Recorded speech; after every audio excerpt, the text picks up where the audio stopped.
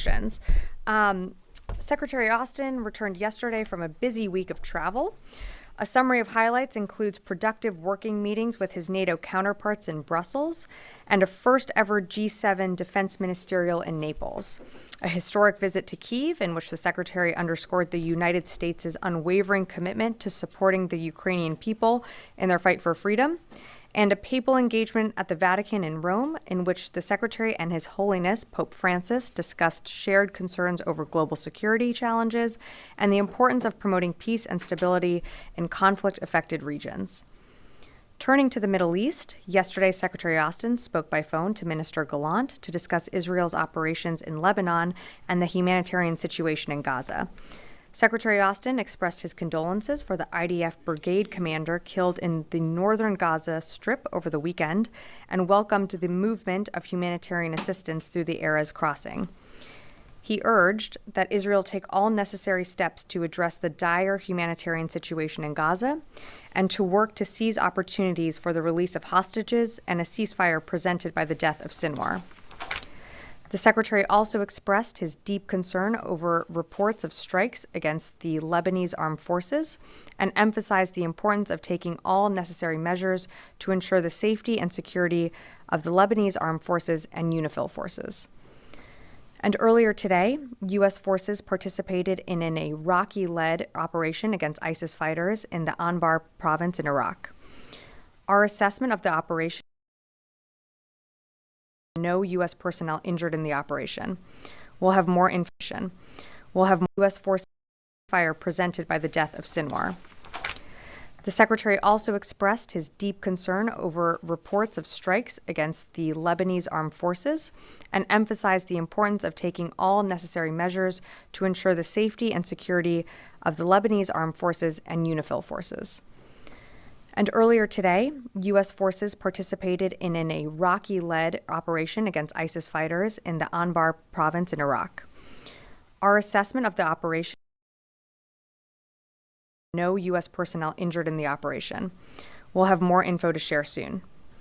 Additionally, I have an update on the 2 service members wounded in a partnered raid with Iraqi security forces on October 22nd. Earlier this week, the ISF, enabled by personnel from CJTF-OIR, conducted strikes and follow-on raids on multiple ISIS locations in central Iraq, targeting several senior ISIS leaders and killing at least 7 ISIS operatives. During the operation, 2 U.S. military personnel were wounded by an explosion while assisting Iraqi forces with site exploitation. While both service members sustained serious injuries, they are in stable condition and are currently en route to Walter Reed Medical Center for follow-on care. Additionally, we recently learned a 3rd service member is being assessed for potential TBI. And as you know, TBI numbers can fluctuate over time. All are in stable condition and receiving the care that they need. We will provide more information about the outcome of the raids and the status of these service members as it becomes available. And finally, today, President Biden issued the first ever National Security Memorandum on Artificial Intelligence. The department strongly supports the leadership of the President and the Vice President to prioritize the adoption of artificial intelligence in national security. The department worked with the NSC and our interagency partners to align on the scope of work outlined in the NSM and to begin preparations on implementing the guidance directed to the DoD. To keep pace with the rapid maturity of this technology, we intend to leverage existing efforts like Replicator and our experimentation efforts like the Global Information Dominance Experiment and the Rapid Defense Experimentation Reserve. The Chief Digital and AI Office is working closely with industry, the AI Safety Institute of the Department of Commerce, and the military departments to accelerate ethical and responsible use of AI. To support international partnership and building off of the political declaration on responsible military use of AI and autonomy, next week, the department is hosting a 3-day Responsible AI in Defense Forum with 16 nations in the AI Partnership for Defense, NATO partners, and key partners in the industry. And with that, I'd be happy to take your questions. Lita. Thanks, Sabrina. 2 things. One, just on this latest Iraq operation, U.S. forces were with, again, Iraqi forces. Was this a similar raid to what happened the other day? Is it that type of thing? And Do you have any details on ISIS killed or anything like that? So still waiting for a final assessment of the raid.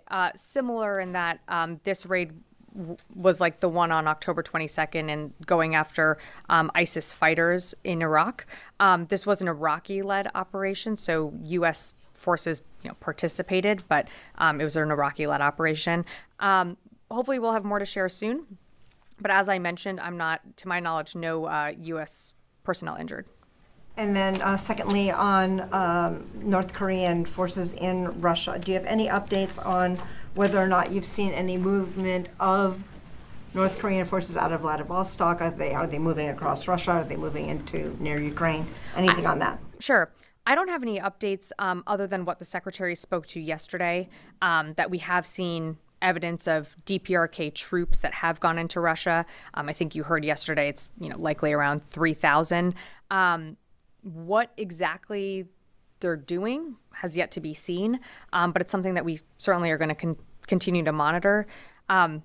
Just to emphasize the point that the secretary made yesterday, this really highlights Russia's desperation. Tin cupping to the DPRK, to Iran, enticing DPRK soldiers, if they were to ever enter the fight. I think that shows that Putin has failed in his strategic objectives on the battlefield, but we're going to keep monitoring, and we'll keep you updated. Right, but the White House made it clear they're training, there's efforts to train them. You, at this point, don't know or have not seen any evidence that they have moved out of the training to other locations? Nothing so far. What exactly they'll be doing from their training in Russia still remains to be seen. Right. Yeah. Natasha. Thanks, Sabrina. So it seems like there's been pretty significant uptick in the number of these raids against ISIS figures, the Iraqi-led raids. And you keep saying that they are Iraqi-led, but service members keep getting injured, and we had heard, that part of the problem is booby traps, but that usually affects kind of the first person through the door. So if these are Iraqi-led, why do these U.S. service members keep getting injured? And can you explain, I guess, in more detail what their actual role is in these raids? For some of the raids, I'd have to get you more information. I'd refer you to CENTCOM and exactly for each raid what U.S. personnel are assisting with, as each raid is slightly different. In terms of injuries, these are still, even though they're Iraqi-led, they are still U.S. personnel that are putting themselves, in an area where there's dangerous activity. Certainly with the raid that happened earlier this week, we saw 2 service members experience serious injuries, but thankfully they're in stable condition. I think we'll have more to share on each raid. I know Central Command is working to get you more information, so I just don't have more on the one that was also conducted earlier today. Okay, and then on Gaza, Secretary Austin spoke with Gallant yesterday. Obviously, there was a 30-day deadline that was given to see whether more aid was going to go into northern Gaza. Has there been progress made on that front? Well, as you heard me mention in the topper, we have seen more aid move through the Erez crossing. It's not enough. I think what the secretary has said also echoes what Secretary Blinken said in the region. The humanitarian situation is dire in Gaza, and particularly in northern Gaza, we do need to see more humanitarian aid getting in. That's something that comes up consistently on his calls with Minister Gallant, and it's something that, again, came up yesterday. We are seeing some progress, but we want to see more.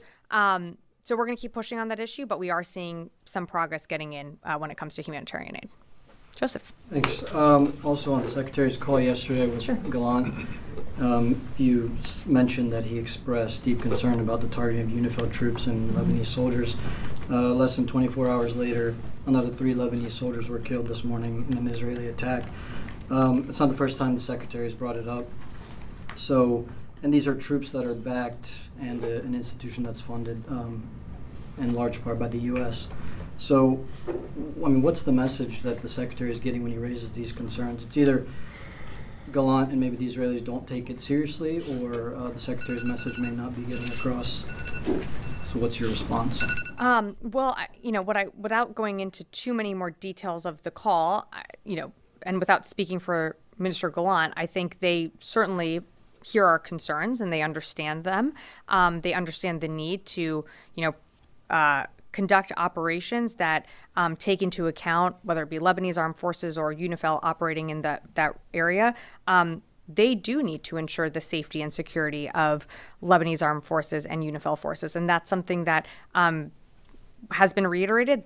They do understand that, and we're going to keep making it clear and keep pressing for details when we need more information.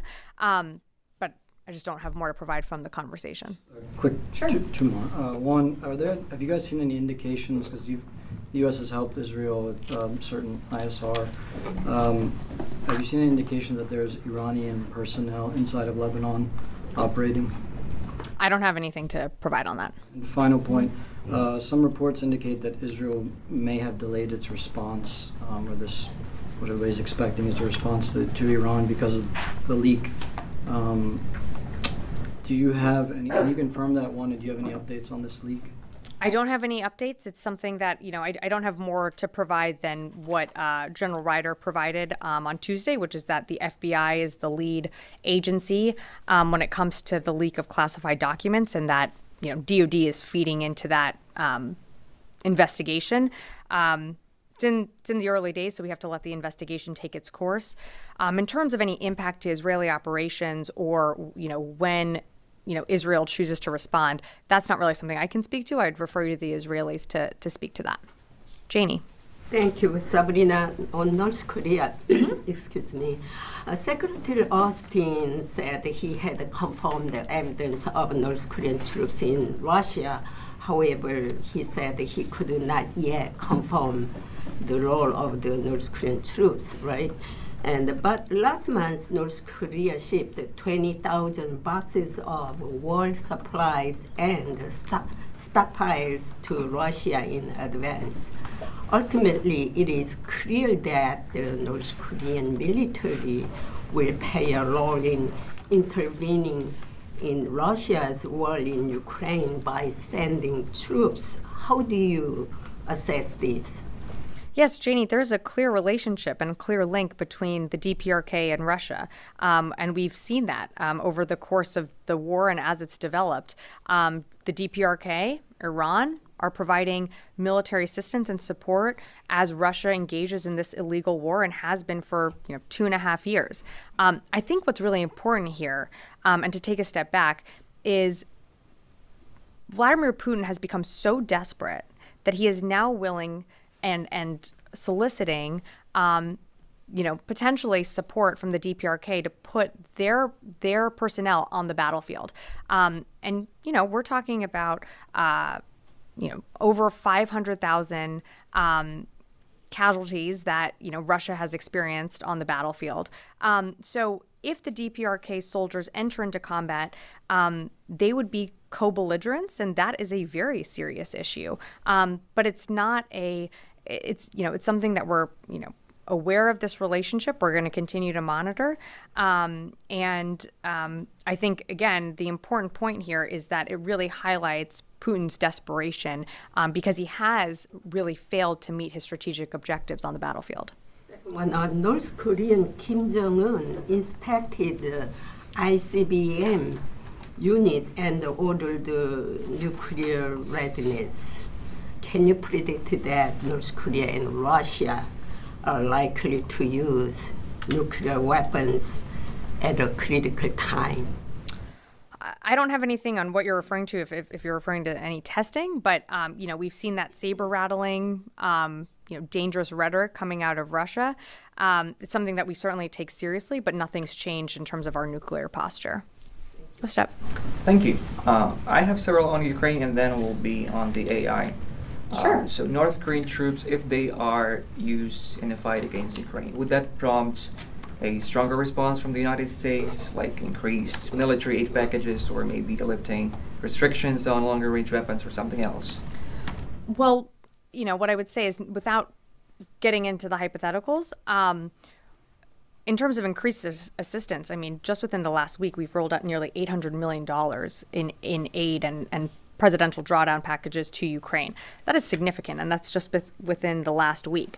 The commitment to Ukraine hasn't changed. Our policy on long-range strikes and being able to use something like ATACMS has not changed. I think you've seen time and again this administration's commitment to Ukraine for as long as it takes. But it's not just us, it's allies and partners. And one of the things that was discussed at, the NATO Defense Ministerial, at the inaugural G7 Ministerial, there is wide support for Ukraine within the international community, not just within Europe. So it's not just the United States supporting Ukraine, it is a global effort. But again, just can't get down into the road of hypotheticals. We saw House Intelligence Committee Chairman Mike Turner, he yesterday said that if North Korean troops do attack Ukraine, the U.S. should take direct military action against them. Is this something that might be possible? Look, I'm, again, just not going to get into hypotheticals. Right now, what we are doing as the Department of Defense is supporting Ukraine with its military objectives, which is helping with security assistance. The secretary had the opportunity to travel to Kyiv. He met with President Zelensky. His counterpart, Minister Umerov, was given presentations by other parts of the Ukrainian military to understand how their, military objectives on the battlefield fit with their strategic objectives and their long-term goals. Again, I can't go down the road of hypotheticals because right now, what exactly DPRK troops are doing in Russia still remains to be seen. But I think, again, it highlights that Putin has really failed to meet his strategic objectives. Sure. AI. Could you tell more about how the Pentagon is going to implement the president's memorandum to adopt the AI technology? Where is AI going to be adopted? How soon? So everything will be done through the CDAO. Again, the NSM was just rolled out today, so there'll be more to come. And as I mentioned in the top, we are having a summit. I believe it's in the first part of next week, so there'll be more to share after that. Noah. Given that Secretary Austin has spoken to his Russian counterpart directly in the past, I'm wondering if the presence of North Korean troops there now as a new development is something he could raise in a direct call. If there was a direct call to read out, I would certainly do that. But right now I don't have any calls to read out. I think we have made our concerns publicly pretty well known about this latest development. But I just don't have anything more to share on that. Could you characterize the state of communication between defense talks with U.S. and Russia right now? I don't have anything to read out other than that last call that took place. I'm sorry, I don't remember the exact date, but I think it was over the summer. Another quick one. The DIA put out a report yesterday on nuclear issues, specifically assessing adversaries like Russia and China. It listed motives for China's nuclear buildup that haven't necessarily been talked about before, at least in such a report. Among them are putting more capabilities behind long-held strategic concepts, and another is parity with the U.S. in terms of its nuclear buildup. Is that reflecting increased clarity for the U.S. on something that they traditionally struggle to get the Chinese to talk about publicly? Yeah, Noah, I don't have more to share on the report. I think I'd let the report's findings speak to itself, but just don't have more to add from here. Yeah, in the back. Thank you, Sabrina. As you mentioned a while ago, that the aid is still not enough that's going into Gaza. So that does not mean the Israeli didn't yet meet the 30 days letter that's been sent by the Secretary Austin and Secretary Blinken, and the clock is ticking for the 30 days. So are you considering for something like hold some munitions to Israel? What you are planning if the Israel will not meet this letter? Well, what I mentioned in the top was that we are seeing more aid come through the Erez crossing, and that is a good sign, and we want to see more. It's not enough. More needs to be done, and we know that the situation, particularly in the north, is getting worse. But we have seen some more aid get in. Again, not going to speak to the letter, but I can tell you that this is an issue that the Secretary has raised with Mr. Gallant, and of course you saw Secretary Blinken in the region directly raising it as well. I have another one, please. Sure. Today there is Secretary Blinken already announced that U.S. and Israeli negotiators are set to travel to Doha in the coming days to attempt to reach a ceasefire and hostage deal in Gaza. I know the DOD, they are not involved directly in this negotiation, but this time, how much do you have confidence maybe will be like some progress will happen in Doha? We have listened from the White House. This is a good chance for that to have some progress in this negotiation. What about the DOD?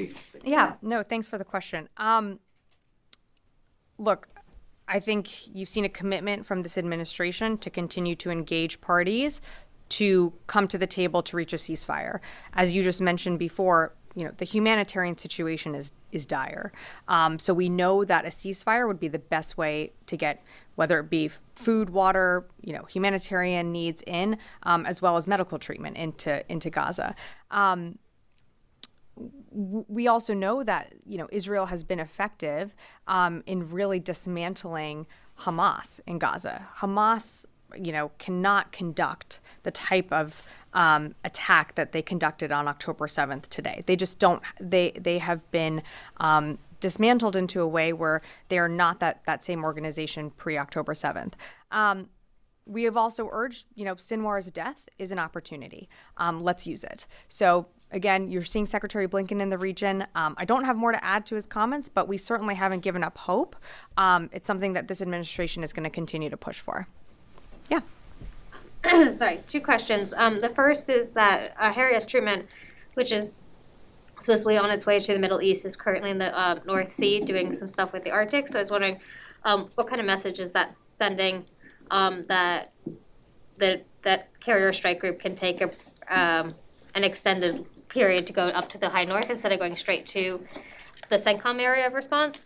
And then second, the DoD IG report came out today about naval SEAL training following the death of Kyle Mullen, highlighting that the DoD nor the Navy SEALs have policies about sleep deprivation and PED testing. So I was wondering if the DoD is planning to create any policies as a result of that investigation. Let me take the question on the investigation. In terms of the Harry S. Truman, first, let me remind you that in the CENTCOM AOR, we still have the Lincoln operating. The Truman, as I know folks track where our ships are moving, was always scheduled to do this exercise. It was a planned exercise. She is in the EUCOM AOR continuing to operate. I don't have any announcements to make on her movements other than that she could, continue to operate within the EUCOM AOR, which includes the Mediterranean. But it's important to remember that we've not only have the ABE operating in the CENTCOM AOR, we've augmented our airframes as well. And so, we have, a lot of air power in the region. And of course, as you're tracking, we also have the THAAD battery that's in Israel. So, for more on the Harry S. Truman, I'd refer you to, EUCOM or the Navy to speak to her movements, but I don't have anything to announce today. Just to quickly follow up, is there any concern about the straining of carrier strike groups since you're bringing in some from the Indo-Pacific area now? It seems that all of our East Coast ones are pretty much going deployment to deployment with extensions. So is there any concern from the DoD that we're straining our sailors, we're straining our ships past what they can do? Look, one of the Secretary's priorities is taking care of our people. It's something that he is always concerned about if we are putting a strain on our apparatus or, or any service. But these are decisions made in conjunction with the Joint Staff that, he feels necessary to deploy carrier strike groups when appropriate. October 7th was something that, we did not predict was going to happen. So we did have to surge new capabilities to the region, and you've seen us rotate those out as, some carrier strike groups have had to be extended over time. Secretary completely knows and understands that folks have to come home. They have to see their families. And of course, that ship has to go through significant amount of maintenance. So it's absolutely something that's on the Secretary's mind. It's on our service chiefs' minds as well. And I think that's why, taking care of our people is one of the Secretary's priorities. Charlie. Welcome back. Thank you. It's nice to see you. Regarding the leak, we know that the Secretary of Defense and Minister Gallant spoke. Mm-hmm. We never got any details, no readout of that conversation. There's a readout posted on defense.gov. Exactly about what they spoke about? We have a readout of their call from Saturday and from yesterday. They spoke, but there are no details as far as... I don't have more details to provide other than the readout that's online. I don't have the readout in front of me. There's a level of trust, I suppose, that may have damaged that relationship. We have the United States essentially spying on our ally because we're not getting or the United States isn't getting any information that they need to when you have U.S. forces in the region as far as these attacks. That's the reason of wondering if that relationship is under strain.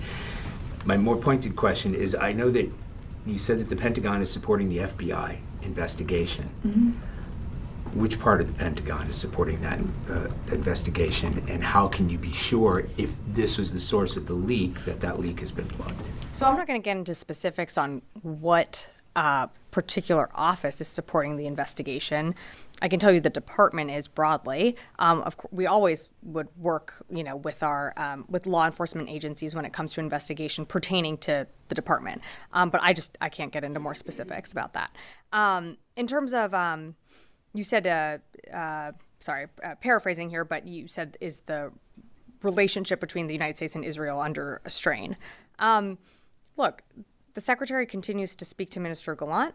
He spoke to Minister Gallant just yesterday as we were coming home from Italy. I expect more engagements with Minister Gallant to continue in the future. I think they have a very good relationship with each other. They've spoken to each other quite frequently, but I just don't have more to add in terms of these intel leaks. Yes. Thomas Savelli, military.com. Hi. Can the Pentagon provide any update on hurricane response? Active duty soldiers were called up for recovery. Are they still assisting at this point? And is there any further analysis of damage to DoD installations from those storms? Thanks for the question. I don't have more to provide than what General Ryder provided on Tuesday, which is that the active duty that we're assisting North Carolina, particularly around Hurricane Helene, their mission is ending and will be back, I think, tomorrow. So, during that time, they delivered his incredible amount of life-saving aid to folks that needed it most in the North Carolina communities. Again, this is a FEMA-led effort, but of course we were happy to plug in where we could and provide the resources that we did, but their mission is coming to a close. And one more question. Presidential election right around the corner. Is DoD preparing in any specific ways, whether that's for potential public demonstrations, National Guard response to polling locations, or is U.S. Cyber Command, monitoring election interference, anything like that? I don't have anything to provide right now in terms of any requests for assistance. In terms of Cyber Command and monitoring elections, I think we always monitor for misinformation, and unfortunately we continue to see misinformation in the social media spaces continue to push false narratives, and so that's something that we always monitor and have called attention to, whether it be from this podium or others in the administration, but I just don't have more to add. Yes. Thank you, Sabrina. So, as you point out, within a week, this is the second joint operation against ISIS in Iraq. In Syria, there have been the same operations. Does it mean that ISIS is reviving and regrouping? Again, ISIS is not what it was from 10 years ago. I think we continue to see ISIS operate within Iraq and Syria, and their footprint has spread to other parts of the world. I don't think that demonstrates necessarily, about their resurgence in Iraq or Syria, but it represents that they still remain a threat, which is why we do these partnered raids with the Iraqi security forces. Secondly, a quick question. How do you look at the Turkish operations in the north of Syria? Since yesterday, there have been dozens of security forces killed and civilians. Well, I think, as you saw in Turkey, what looks like to be a terrorist attack. And of course, on behalf of the department, we express our condolences to the victims and those that were also injured and, their families. But they have a right to hold those people accountable that conducted that attack. Yeah, right here. Thank you so much. Regarding the leaks, so General Ryder the other day stated that Orion Taboi is not a subject of any investigation regarding the leaks. Do you confirm that she is still working as a chief of staff for Christopher May? So I'm just going to say that there are some names floating around, and neither official is a subject of interest, and the department remains fully committed to supporting the investigation. I'm just not going to go into specifics on personnel and where they're working. I'm going to leave it there. Yeah, you got another? So do you deny that do you confirm whatever the General Ryder said the other day, that she is not particular, because her name is out there, she has been named, so. Yeah, and I think it's really dangerous when a investigation is just a few days in to be putting names out there. Again, as General Ryder said, and I will say again, neither of the officials whose names are circulating are the subject of interest in this investigation, and we are committed to working with the FBI on this. Just to make it clear and I don't think I can make it more clear. The Pentagon is categorically denies that she and confirms that she is not under investigation regarding the leaks. I think I just said that neither official is a subject of interest. Thank you. Yeah, in the back, and then I'll go to Louis. Thank you very much, Sabrina. I have honored veteran James Bond Stockdale here, my teacher for ethics. I want to honor another veteran, Mr. Anderson from the Iraq War, who was my Spanish teacher. So he had said, and this question is regarding you and your allies who fight against terrorism, I mean Pakistan. So Mr. Anderson had taught me that dígame a quiénes es tu amigos y yo dijaré quién es usted. That tell me who your friends are and I'll tell you who you are. Yesterday we had second anniversary of a journalist who was killed in Pakistan 2 years ago. 10 years ago, an ISI official went to the judge, who is a high court judge now, to rule against me. Fingers are pointed at your allies. How does it affect you and how do you feel about it? I'm sorry, I'm just not familiar with the case that you're referencing, but what I can tell you is broadly, this administration and this department supports journalists wherever they work to be able to report freely and without fear of harassment. Second, ma'am. Okay, do you have one more? Okay. I would like to have two more because it's the entire country has been, all the fourth pillar has been destroyed, and State Department usually gets political answers. You give more realistic answers, so I want to. But two more would be great, please. Okay. Last week, we had several parliamentarians picked up in Pakistan just to have their vote in a constitutional amendment. In Pakistan, the current prime minister we have, his brother was accused of taking money from Al-Qaeda chief Osama bin Laden.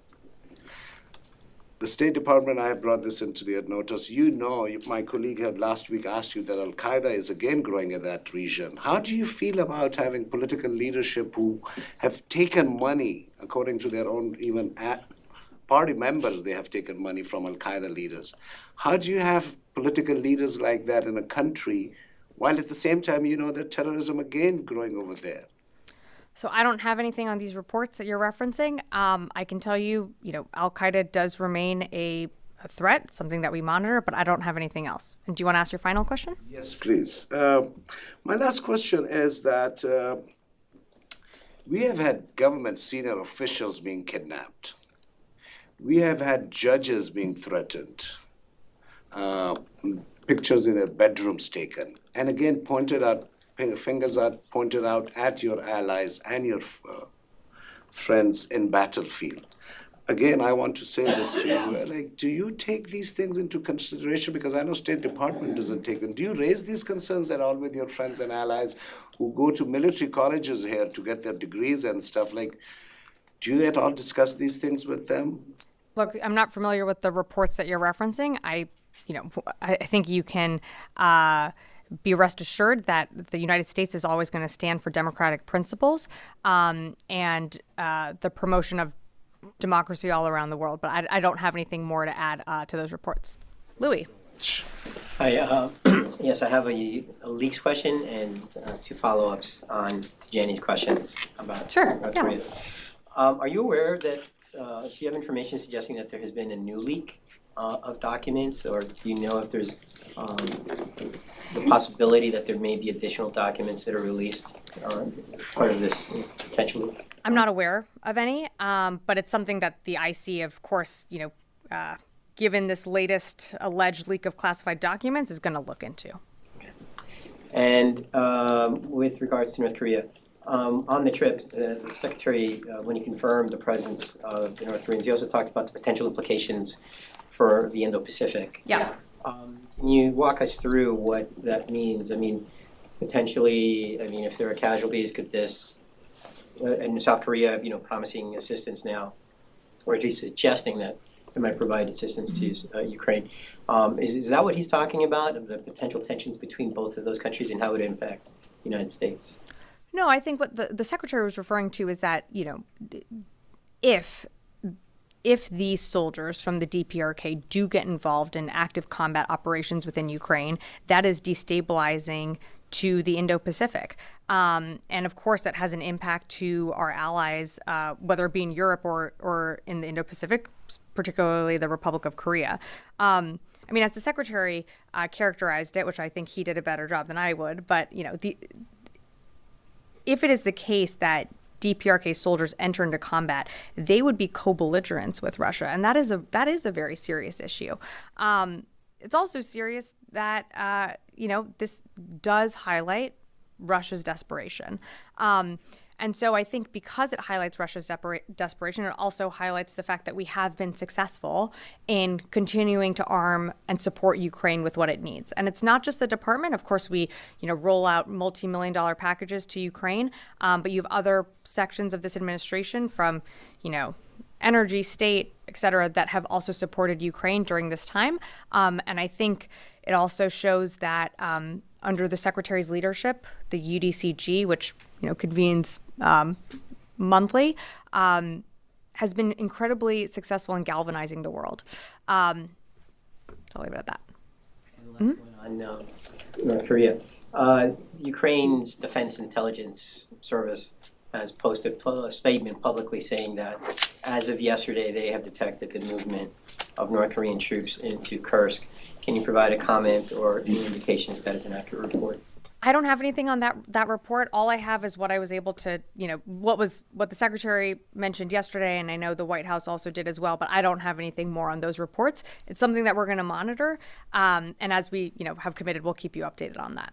I see Mike with a question. Yeah. How comfortable are you that Israel actually pays heed to the suggestions that are coming from Secretary and the other leaders? If they had paid attention, if Israel had listened to you, they wouldn't have gone into Rafah. Yahya Sinwar would still be alive. They wouldn't have launched these attacks into Lebanon that decimated the Hezbollah leadership. They wouldn't have launched a strike into Tehran that took out the other leader there. Do you think they're just ignoring you, and what's the reason? Well, Mike, that's quite a leaning question. I would say that we never said you can't conduct operations to dismantle and go after Hamas leadership. But we were concerned about how operations take into civilians and removing those civilians from the battle space. That's something we've impressed upon them. They absolutely have a right to prosecute, Lebanese Hezbollah that's on the border threatening Israeli citizens that have not been able to return to their homes in the north. The dismantling of Hezbollah leadership has implications for the United States that, you're taking a terrorist off the map. It's our conversations with the Israelis is how you conduct your operations. And that's always been something that we've impressed upon them and continue to do so. You've seen the multiple calls that the Secretary has had.